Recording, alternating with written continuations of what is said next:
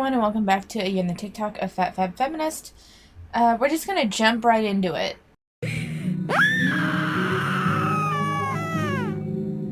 So the caption says, POV, you just told a thin person that they can't feel fat and that regardless of their own feelings towards their bodies, it doesn't change the way they move through the world and are perceived by others. And I think that this is just such a kind of a toxic take, in all honesty. So, one, you can absolutely feel fat. Like, I think that that's, I know they're like, oh no, say what you really mean, bloated, but no, there are times when, like, you feel fat. Like, I think that's, if your jeans feel a bit tighter, and it could be from bloating, but it doesn't matter, it makes you feel fat. But even putting that aside, we're gonna put that aside.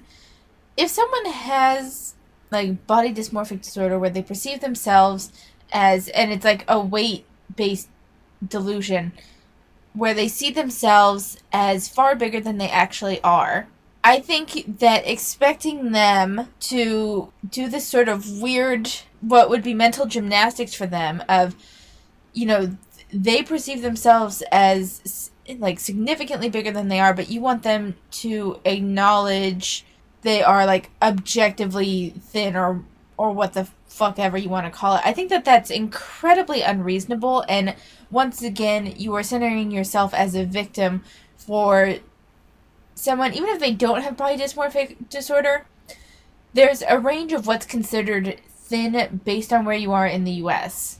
Thin in LA is not necessarily going to be the same level of thin in, say, I don't know, Austin, Texas. It's not the same thing. And so just because you're like, well, they're all thin though, they're all skinny, that doesn't mean that for their area, for the people that they are surrounded with, that they couldn't be, like, they may not be considered fat, but they may not be considered thin either. And so they don't want to take up that label because the people around them are far thinner than they are.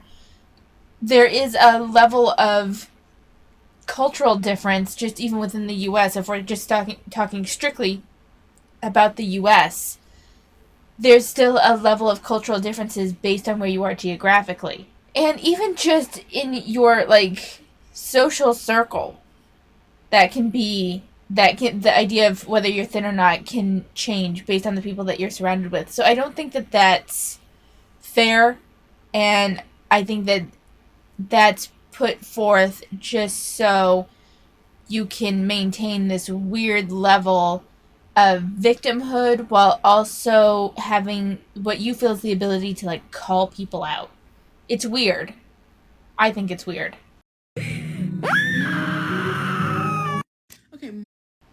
Okay, wait. I want to see. So they're responding to, so the comment they're responding to says, POV, you tell someone body dysmorphia exists. And then her caption says, POV, you tell someone body dysmorphia is not an excuse to be fatphobic. And it seems like she's going to go on from there. So we'll watch the full thing. Okay, more on this. Why do people assume that eating disorders and body dysmorphia are A, exclusive to thin people, and B, any excuse to be fatphobic or problematic in general? Like, first of all, the majority of fat people that I know have had an eating disorder as well.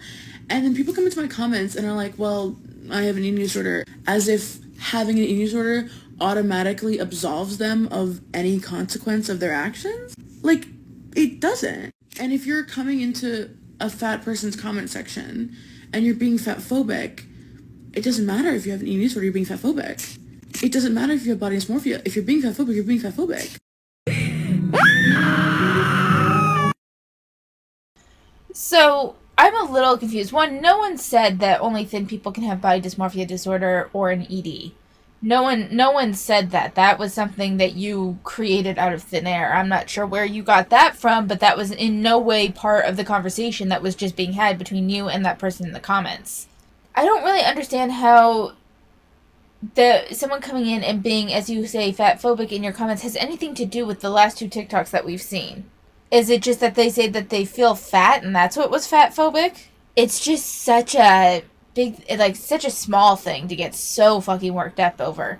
this is the thing, is that you have this whole umbrella, and this isn't the only thing that I've seen with the fat acceptance content. I've seen this in other areas of social media where some people get hyper fixated on very small nuances within a language. And I say nuance very loosely, because I think a lot of the time what they claim to be nuance as though it were intentional is just an offhanded remark, and it's meant to be very it like no one was thinking about each and every word that they used in that. There's some things that are blatantly prejudicial in how they're phrased, and then there's things that sometimes people just say in casual speech, like I feel fat. I don't have a good example for other social movements because I'm not in those spaces as much, but I remember feeling a couple of times when I was looking at them that I was like, well, that's a bit of a stretch. And the I feel fat kind of falls into that line. There's a very big difference between saying I feel fat and eat a salad fatty. There's a big difference there. One is very rude, and if you want to call that fat phobic, that I'm okay with that. And the other one is someone talking about reflections upon themselves that has nothing to do with you. I'm still kind of confused as to where, like, I feel fat, where was this in your comment section? Because unless maybe you were putting forth something saying that you can't feel fat, and someone's like, no, I can absolutely feel fat, and then you're like, well, you're thin, so fuck off. There's a leap here, and I'm trying to, like, piece together my thoughts on this, because there's a couple of different parts to it. There's the whole I feel fat argument, which we just addressed, and then there's the concept of someone can't perceive themselves in a different way because you view them as objectively thin. Like, there's a couple of different parts here. The I feel fat thing we just addressed, but you took the I feel fat comment that someone said and created a whole moral issue around that, ignoring that people can view themselves differently than how they are, and yet you still have this expectation of them to view themselves objectively, which, one, to me, actually, now that I think about it, seems a little ableist, but we'll put that aside.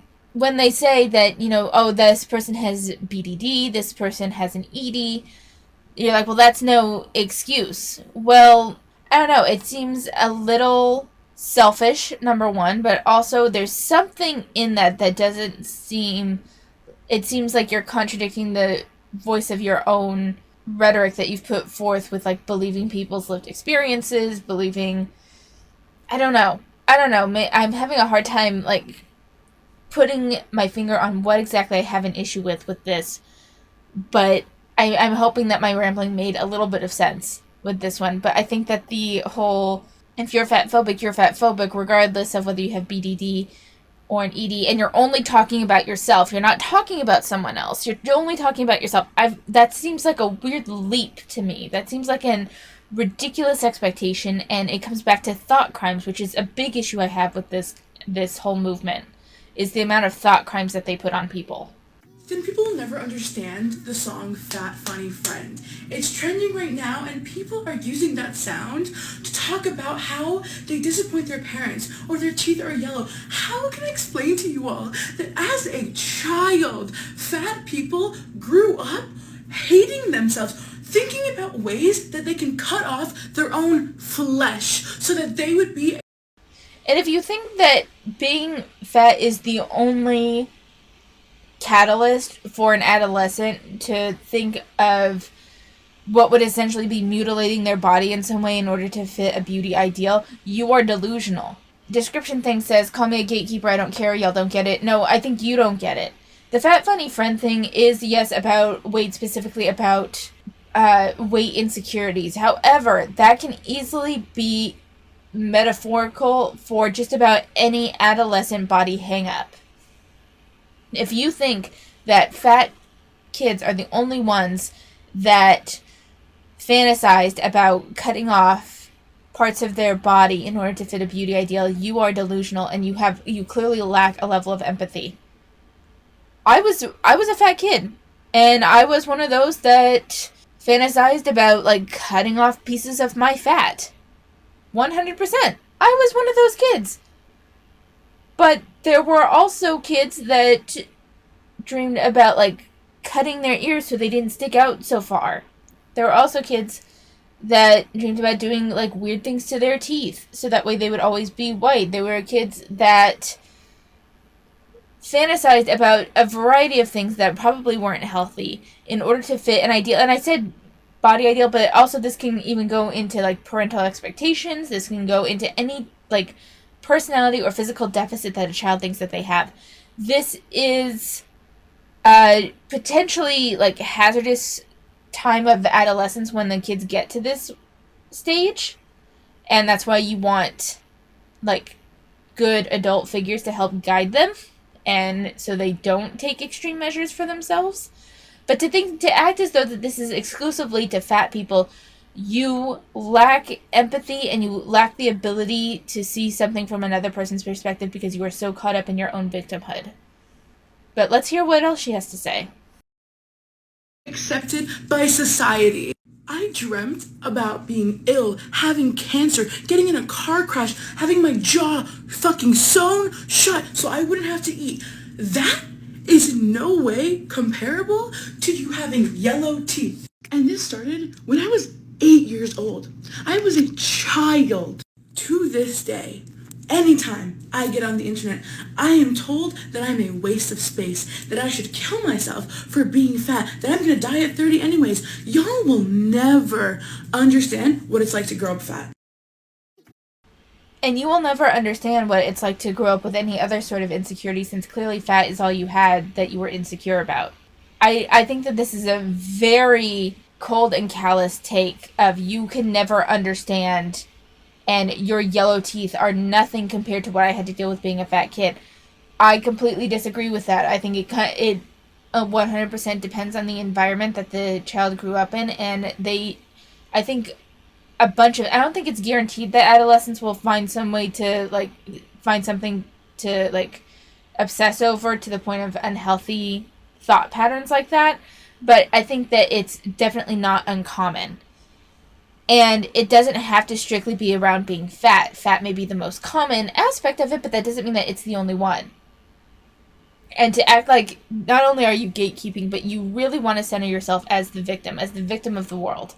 And it's just like, and the whole thing with you coming on and people harassing you, you're very active and very vocal on social media. Hate happens. Like, I'm not saying that it's right. I want to be clear. I don't think that she deserves that. But it's not uncommon, and it's not just because you're fat. You're also, anyone that is abrasive or with unconventional takes online is going to get hate. Especially someone as active as you are. And again, I'm not saying that she deserves this. I'm just saying that it is a reality of the internet. And to blame all of your hate as just on your weight is to ignore what a lot of people are actually saying. If you struggle to understand the severity of fat phobia and you don't really get why fat people are always talking about being fat, I really recommend you look at my last video and read the comments. Because in the comments, there are hundreds and hundreds of people talking about how they grew up and wished for something like this. They wish. The comment she's referring to says, "Nothing hit harder than realizing that the desire to slice off my stomach was a shared experience." To, like, cut pieces off themselves. They wished for diseases. They wished for tapeworms. They wished for eating disorders. All of that as children. Just so they would maybe one day get treated like people. It is really frustrating being a fat person and trying to express what the experience of fatness is like when y'all don't seem to want to listen. People say don't compare trauma, but the trauma of growing up fat truly could not be understood if you did not grow up fat. There's nothing like it. If you struggle to understand...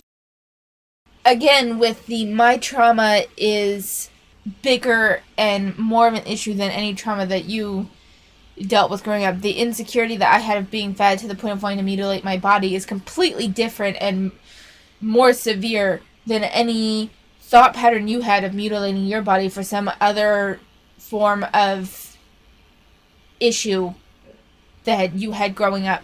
It's not just gatekeepy, it's, for lack of a better term, the victim complex that I have a big issue with. And it's like she doesn't realize that she is, for all the empathy that she wants and that she claims that fat people need and to be treated like people, you are dehumanizing other people by saying that that song isn't for them and that their struggles are nothing compared to yours. You are lowering their humanity by saying that their suffering was less than yours. You can still say someone's suffering is less than yours without dehumanizing them, but there's this way that FatFabFeminist is doing it that just really feels like she doesn't view anyone who didn't grow up as fat or who isn't currently fat as less of a person. That's the vibe I'm getting from her, and I could be wrong. But there's this line of logic that she has going on here that's so focused on her own issues as though it's the only legitimate issue that anyone could ever face.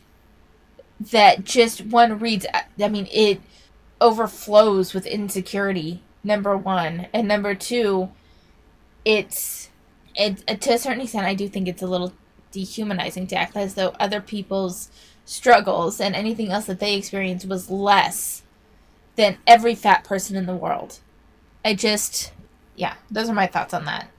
Why do y'all value the feelings of thin people over the lived experiences of fat people? You may feel fat, but I am fat. I live as a fat person every single. Okay, but so the comment says you do realize thin people also develop body dysmorphia. But the thing is, she's like, how do you value the feelings of thin people over the lived experience of fat people? What you were just referring to, though, in the last one, was the feelings of adolescent fat people. Was the feelings of adolescent kids of wanting to cut off part of their body. That's still a feeling. It's a complicated and toxic mindset to have, but that's part of adolescence, unfortunately, in a lot of people's cases.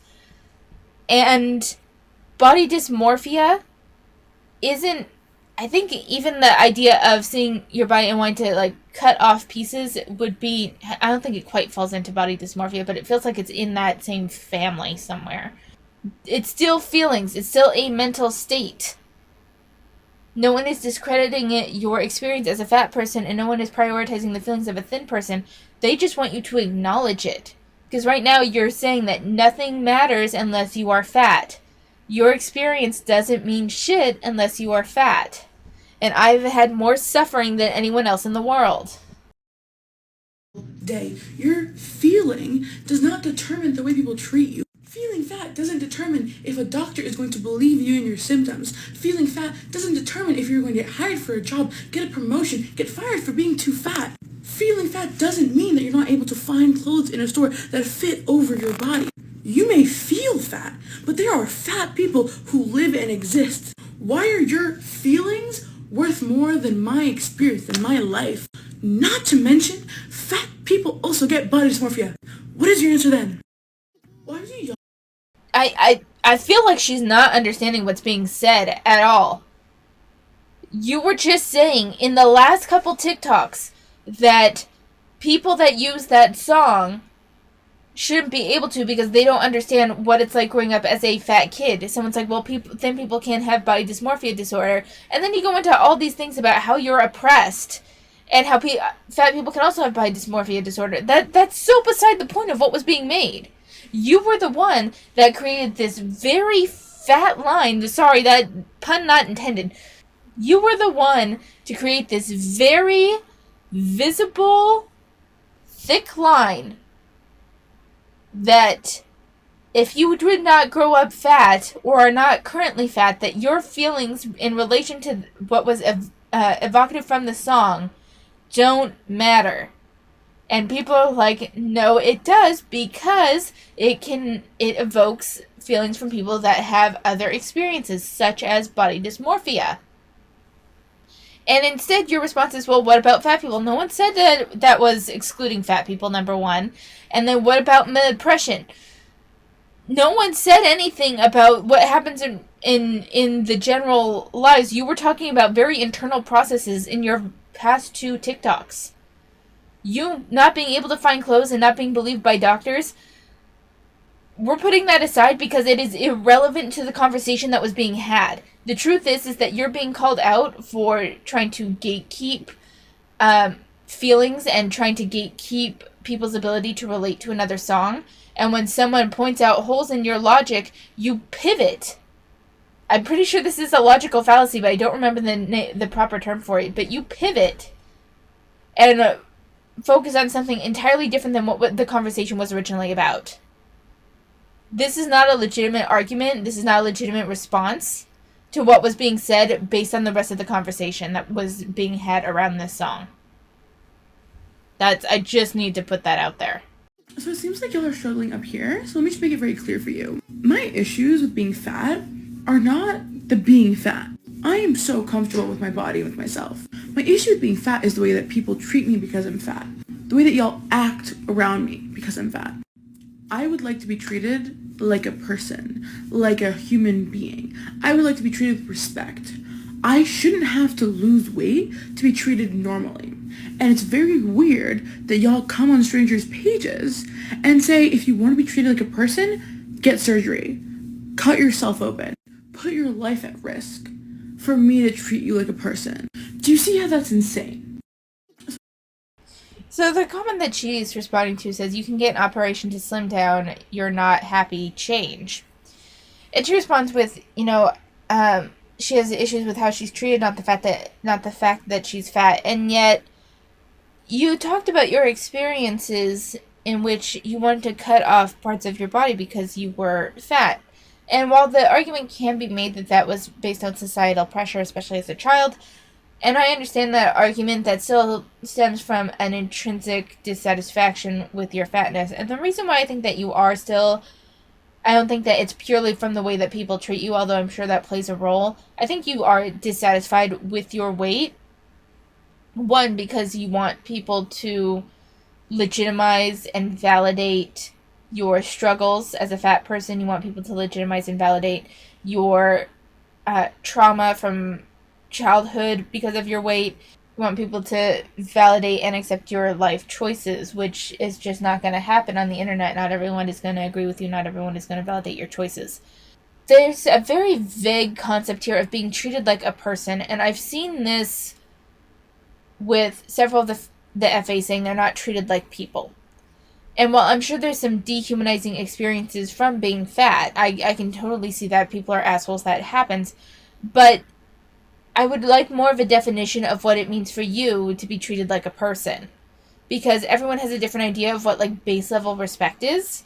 And I've seen FAs, although I don't think it was FatFabFeminist, that claimed that not finding them attractive was a form of oppression. Or at the very least, not treating them like a person. I would like a bit more explanation on that front. As far as coming into your comment, any negative comments you get, I would say I'm sure a portion of them are strictly based on your appearance and strictly based on your weight, and that sucks. And unfortunately, welcome to the internet. This is how things are here. But a portion of it is also your devaluing other people's experiences while propping up your own experiences as the epitome of suffering. You're trying to gatekeep music, which never goes down well.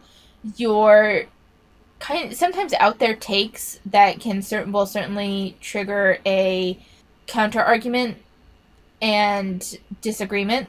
And then just in general, fat acceptance isn't well received. So I'm not saying that you aren't harassed based on your weight, because I do think that happens, but I don't think all of the hate you receive is strictly based on your weight. You have some very odd takes that people have issue with. You also devalue other people's experiences, which rarely goes over well. Take responsibility for your contribution to the negative backlash that you get, at least some of it. I'm not saying all of it, but some of it is in part due to the contributions you've made to the issue. Why should we have to change? Why can't y'all just stop being shitty? Why should we have to change? So the comment says, y'all will always complain but never change. And the why should we have to change? Why can't you just stop being shitty? That's a very broad way to paint the argument. The truth is that you complaining about not having clothes that fit you is a complaint that can be rectified with actions on your part. People disagreeing, again, like I said before, while I'm sure some of your comments are due strictly to your appearance, and that's unfortunate, a portion of them, at the very least, are also due to the rhetoric that you spew and that it rubs people the wrong way. So, like, you do have some contribution here. You are not to act as though on the internet someone is completely blameless. One, that is so rarely the case, it's not even worth arguing. You're on the internet, you're putting your views out there. This is part of what the internet is. I don't know, I just the complete refusal that maybe the way she approaches things, maybe the devaluing of people who experience body dysmorphia, the devaluing of other people's childhood experiences, that couldn't in any way contribute to the hate that you get. No, it's strictly because you're fat. It's just such a victim mentality to have. And I think we're going to do one more, and then we're going to call it a video. It's crazy how former fat people will become thin and talk about how much better they get treated now that they're thin, because it confirms to fat people what we already know, that the sole reason we get treated poorly is because of our weight. Also separately, not about this creator, but it's so disappointing when former fat people become thin, see this effect, see that they're treated better now that they're thin, and then proceed to hate on fat people, because there's an entire genre of like former fats that specifically spend all of their time hating on fat people. Like, these people hate us so much. If you type up my username on YouTube, you will see a bunch of hate videos about me in particular from former fats, and it's just weird to me that they know what it's like to be fat, experience the trauma of growing up fat, and instead of being like, damn, nobody should be treated like this, they're like, damn. So the caption from the original's TikTok says, "Watching the world be kinder as you get smaller." So I'm sure that being thinner does net you more positive social interactions, just because you are more visually appealing to people. Like, I'm not going to deny that. What I do want to talk about, though, is FatFabFeminist's take on the YouTube videos of former fat people making what she calls hate videos on her. I'm wondering if she's actually even watched any of them.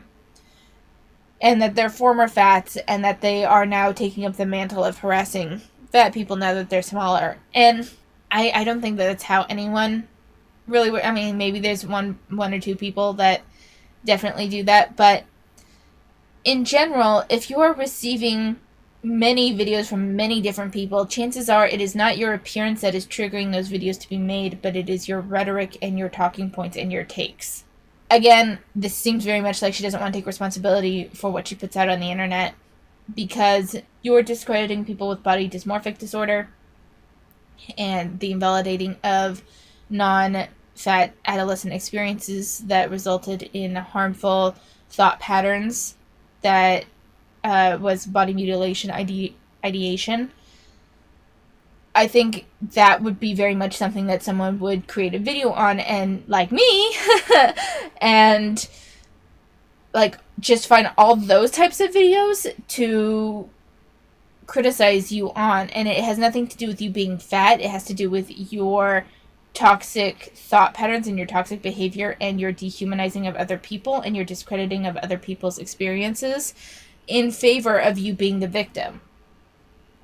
But that's my take. I'm going to end it here. I'm already going over time from when I wanted to end this. For my life, it's the end of my spring break, and I'm sad, and I don't want to go back to work, and I don't want to start applying for jobs and doing more schoolwork and doing my clock hour work and all the shit that I have to do. I enjoyed my time off. I don't want to go back to the grind. I also finished Cafe Enchante. Finally, I fully finished that one, and I'm working on editing those reaction videos and finally putting them up on my Dumping Ground channel. I've also been recording a different series, and I have enough almost for 2 months worth of videos. So I'm going to start editing those, and I'm hoping to start posting them in June. So that way, like, it's just a continuous cycle of videos that I can keep up with. And let's see, my weight. It's been hovering between 181 and 183. So that's all I really have to say for now.